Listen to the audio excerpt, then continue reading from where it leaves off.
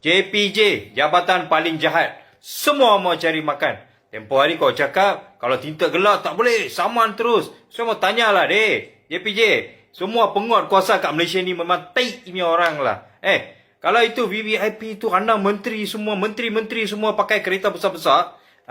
Lepas tu tak mau tunggu jam semua, lagi potong queue lagi. Mau tanya dia orang ni Ni JPJ, kalau you nak bagi saman, you bagi saman kat itu VVIP itu menteri semua, semua tinta gelap. Gelap langsung dalam itu hantu ada ke tak tahu, Pontianak ada ke pun tak tahu, apa projek dia orang buat apa, seludup dada pun kita tak tahu. Itu menteri VVIP semua korang lepas. Tapi kalau rakyat biasa kau nak tekan. Apa pasal?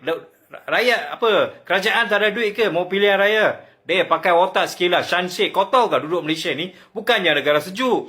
Kau tahu berapa panas? Kau pergilah duduk ni. JPJ, kau pun bagi tinta.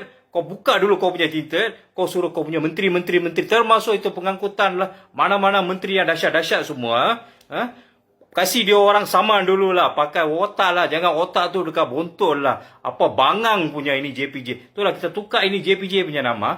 Jabatan Pengangkutan Jalan. Bukan. Jabatan paling jahat. Paling banyak cari makan. Terbaik lalu JPJ.